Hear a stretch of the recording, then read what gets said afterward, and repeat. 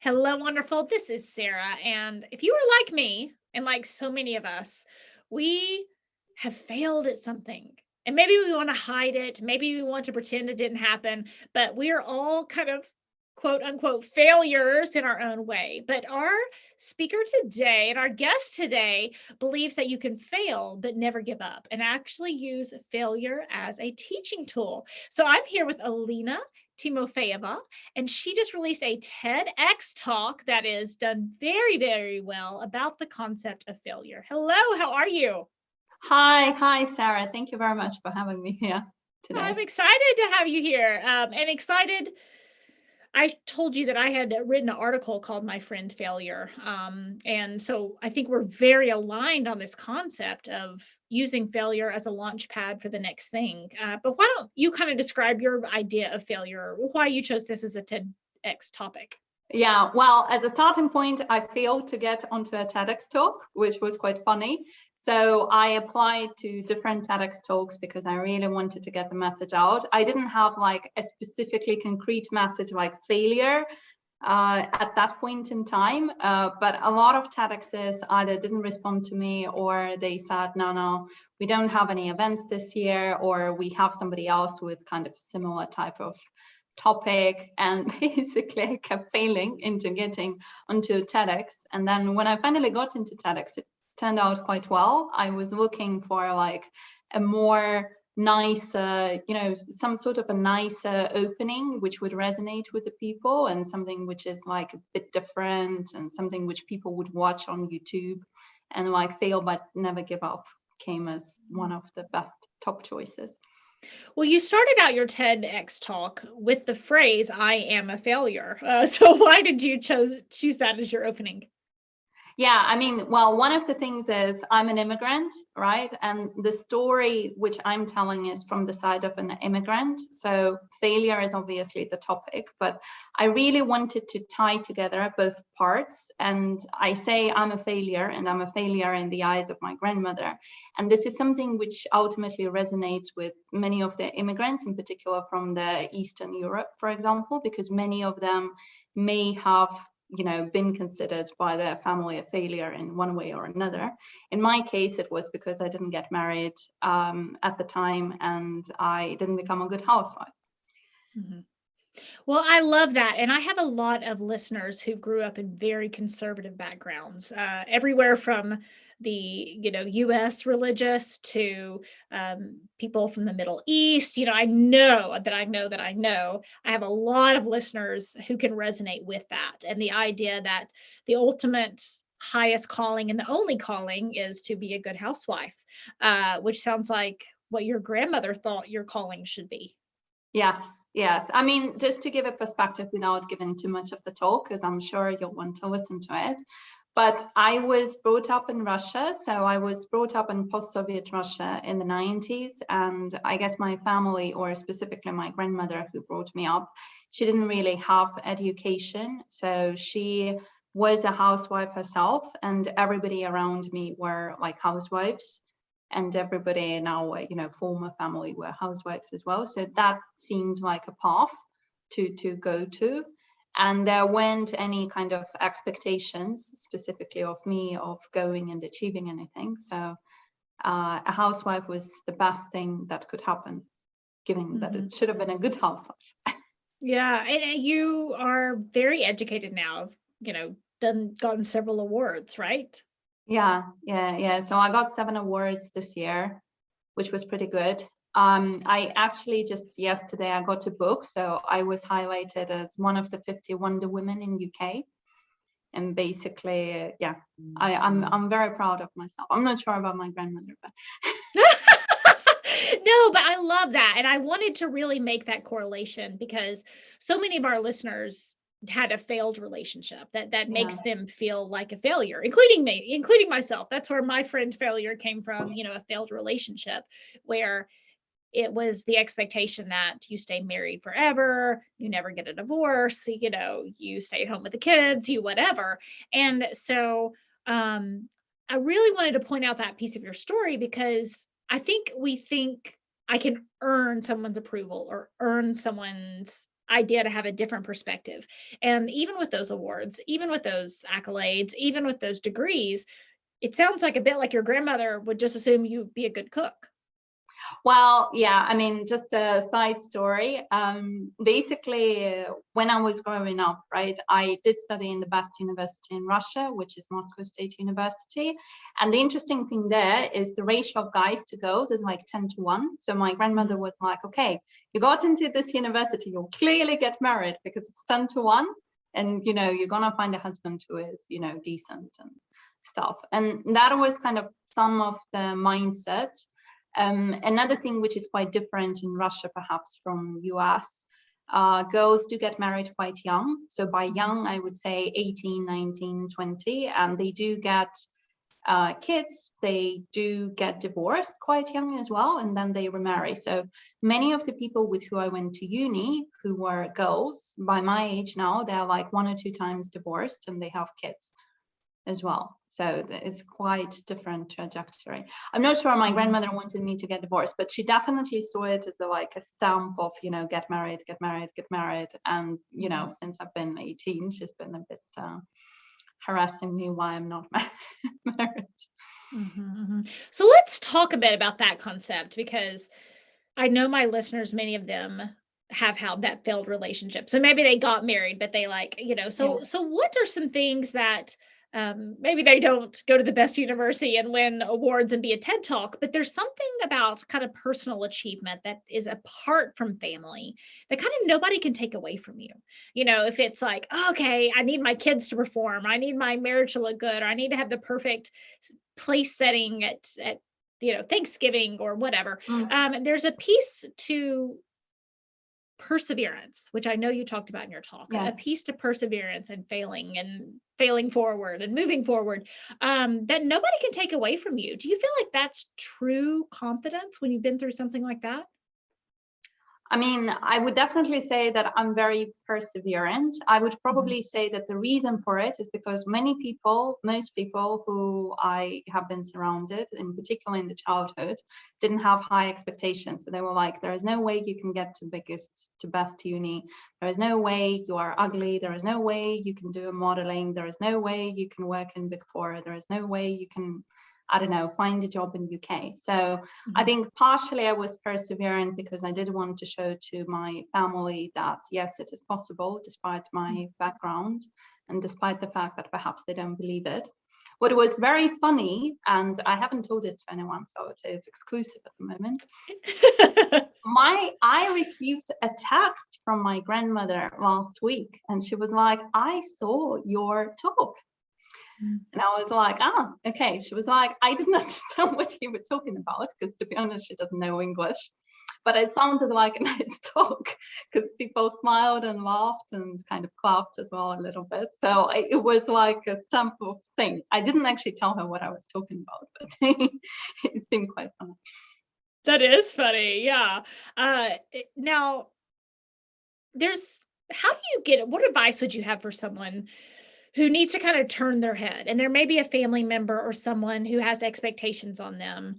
And I loved the idea that you're like proving to other people and that sort of thing. So if someone is listening and they have someone in their life who's like, well, this is all you can be, they want to put the lid on them so that they can't move past that glass ceiling or that lid. What pieces of yourself did you draw from to get past that and grow past other people's expectations of you? Yeah, well, I mean, the big thing for me was the fact that I really didn't like the environment in which I was living, because I do come from quite a simple background. I didn't have parents, and I clearly knew that if I'm going to not do anything, I'm probably going to not have a lot, right? And I did have at some point in time, in particular when I was 4, probably, or 5, I thought, I'm going to marry a millionaire and he's going to take me away and I'm going to have such a wonderful house with kids, etc., etc., etc. But it didn't seem very realistic. So I think the key thing in my head was I need to action. I don't know what this action is going to bring to me. I don't know if I can be successful because, to be honest, I've never seen any role models, at least at the time.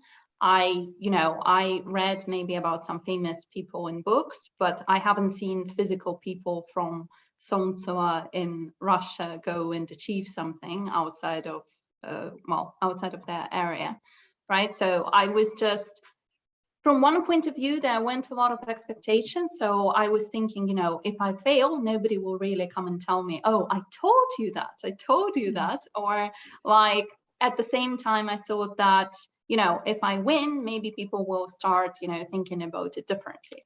The reality was that however many awards I won and however many, things I've done, right, I still get these, messages from time to time that, you could do it differently, why didn't you do it, etc., etc. But I think I have the internal confidence now, which is like the resilience, if you would call it that way, that, if I go and I action and I don't sit and wait for inspiration or for somebody to come and tell me, here is a great opportunity, I will ultimately get to, whatever I want to achieve. And that was the thing which, because it happened in that way, and unfortunately it did happen through many, many, many, many failures, right? I do have this level of resistance in my mind and just generally that I will continue doing it, even though people from the first attempt and 10th attempt tell no to me. Mm-hmm.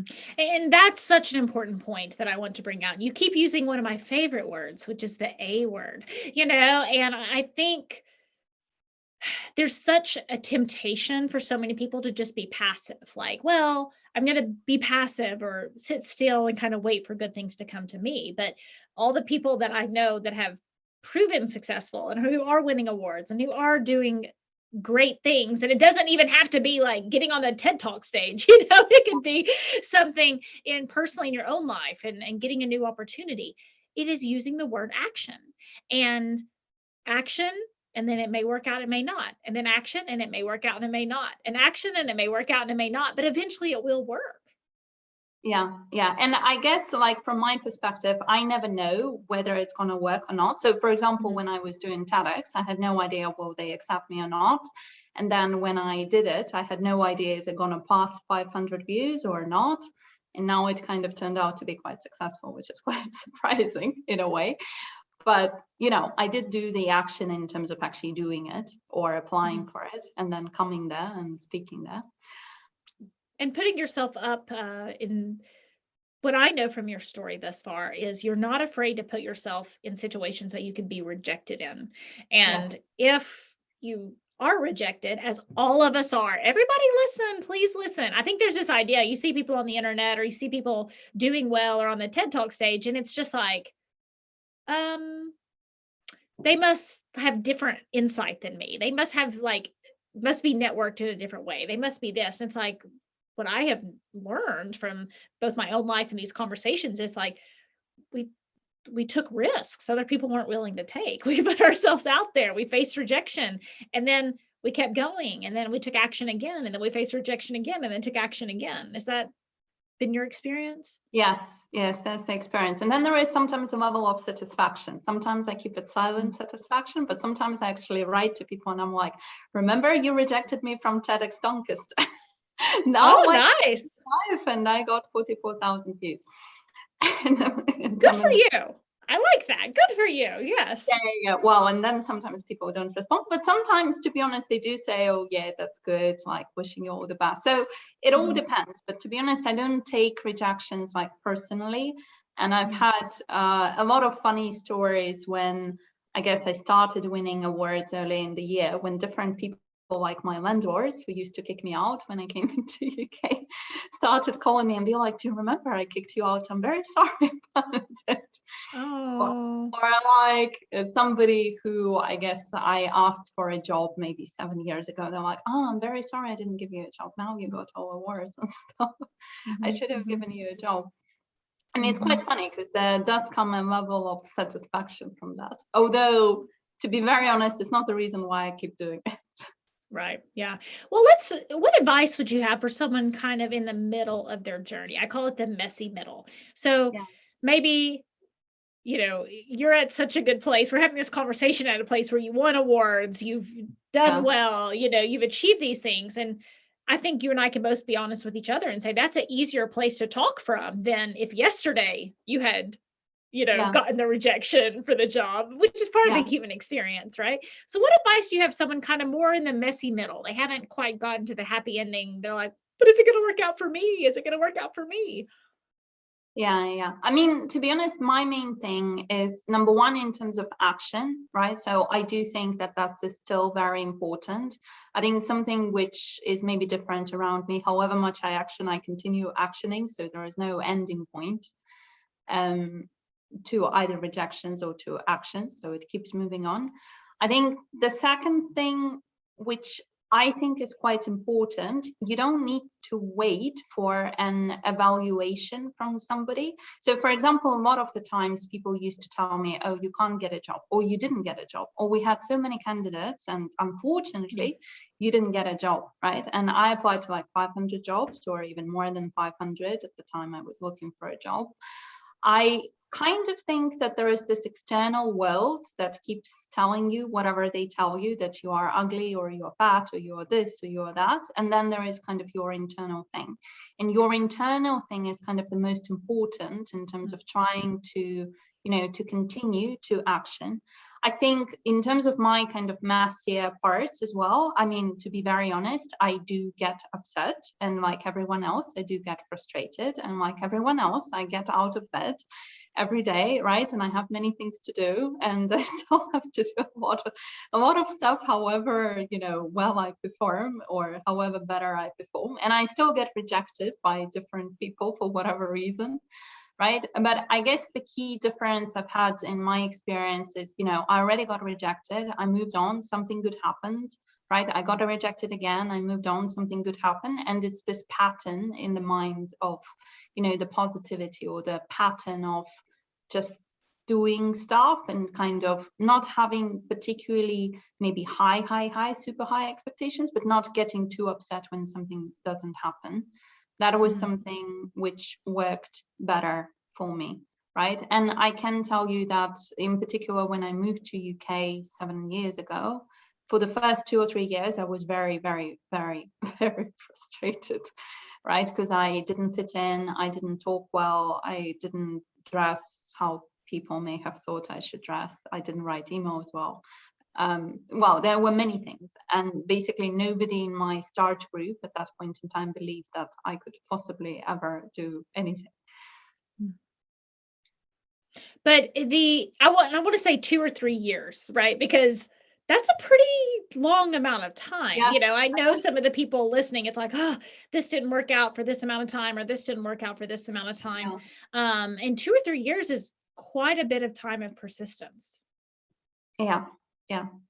I know. And to be honest, during those 2 or 3 years, I didn't necessarily have that wonderful positive mindset. So I always got either kicked out of the house, or I got like downgraded for whatever reason. So it wasn't like particularly great. I guess I just thought that if I stay, I would write a book of failures. And I thought that, oh, that's going to be interesting, because at least it could become a bestseller about how many times I failed. And then maybe I can sell it. And then and I was a little bit ashamed, because I was thinking, if I go back to Russia and find some job, I don't know, somewhere else, that's going to be like a bit of a failure as well. So I should stick to whatever I'm doing, keep failing, and see if something comes up. And it kind of did at some point, but nobody predicted it, even say my husband or like parents or anyone else.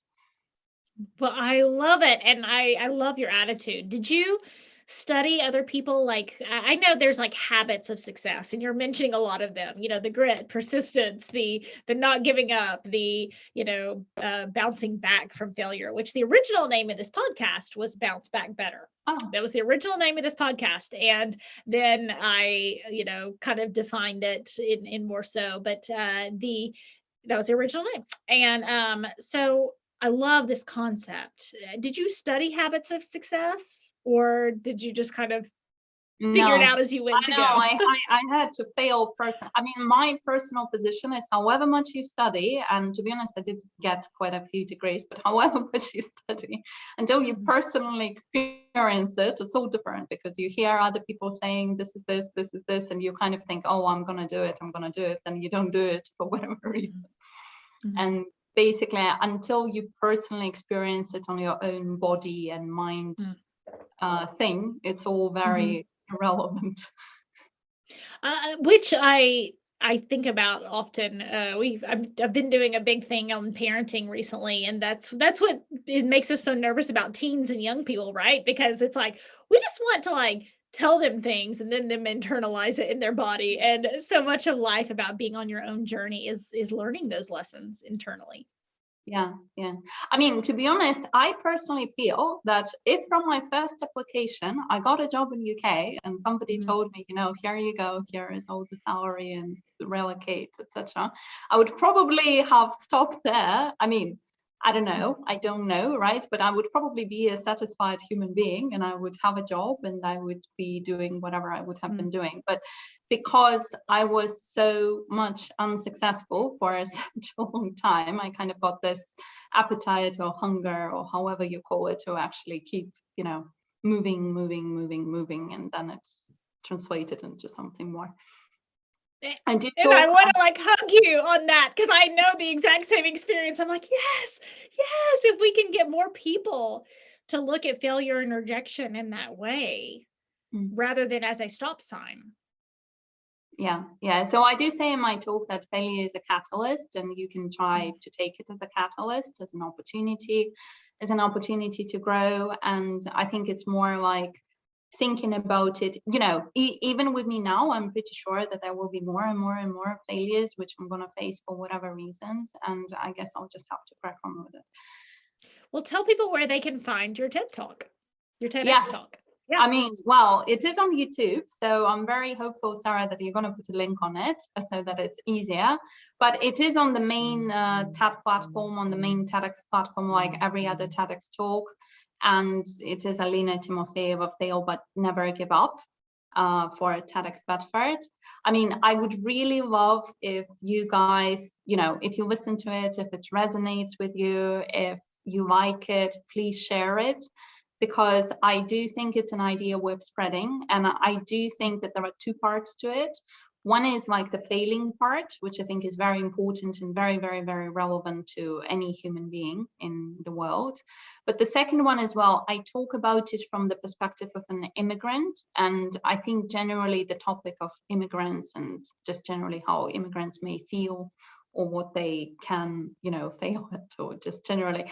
I think this topic is a little bit underrepresented in the media. So I was hopeful that this talk will give some more light to this. Well, there's one concept from the talk that I'll drop a spoiler, but not tell everybody what it is. But there's a concept in the talk that I'm going to use in parenting. So I have a son who's a complete perfectionist, beats himself up. Like if he isn't perfect. There was he was supposed to do a book report, and instead of one book, he wanted to do 3 books on the book report. And like we got in a fight, not over you should do your homework, but you should not do 3 books in a book report. Just do one, like your teacher asked. I was worried he was gonna get a worse grade because he was not following the directions and trying to do too much. But there's a concept in there that I'm going to use in parenting him that I learned from your TED Talk. So I will drop that spoiler there for our listeners and encourage them to take a listen. Fail, but never give up. Yeah, no, that's a good one. I think you should start, teaching people quite young this concept, because I think, if you are like surrounded by, people always praising you and always saying nice things, then when you come to a rejection, then it becomes quite difficult. Well, absolutely. Sarah Blakely, are you familiar with Spanx? Yes. Do you know what Spanx are? Yeah. Yes. So I figured they were in London, but I didn't want to assume. She said her dad would say, "What did you fail at today?" Because it was really great because, if we're never failing, then we're never like going after the next level of our lives. Yeah, I didn't know that about Sarah Blakely, but I think that that's an important concept just generally. And I think the more you educate like your kids from the start, the easier it's going to be like as you grow. I think in my life, it was just slightly different because I didn't really have much. So I kind of didn't have too much to lose. And I just thought, okay, I'm going to try anyway. But I think for the people, you know, that perhaps have more from the start, this concept of failing is quite important. Mm-hmm. Well, and within the concept of bounce back better, which is, like I said, the original name of the podcast, that was the whole, when I envisioned this work, that was the whole idea of it, was when people hit their rock bottom, right? So maybe they grew up with, you know, plenty to eat and nice clothes to wear, but at some point we're all going to hit a life crisis, or something's going to happen. Maybe it's the death of someone close to us. Maybe it's getting fired. Maybe it's, you know, a divorce or some type of relationship failure, whatever it may be, or making a bad investment and people losing trust in you. Like, that was the whole concept of this original, my endeavor is like, okay, when we hit that rock bottom, how do you use failure as a catalyst? How do you use that to launch forward into the next version of you? Yeah, and I personally think that's a great topic to keep talking about, and to get like the real stories. Some of them are, you know, some of them are funny, but some of them are quite painful, to be honest. So yeah. Absolutely. Well, thank you for sharing your real story with us. You guys check out her TED Talk. I'll definitely put it in the show notes and the links, but it's Fail But Never Give Up. And Alina, thank you so much for helping us today on our journey to becoming toxic person proof. Thank you very much, Sarah. Thanks a lot.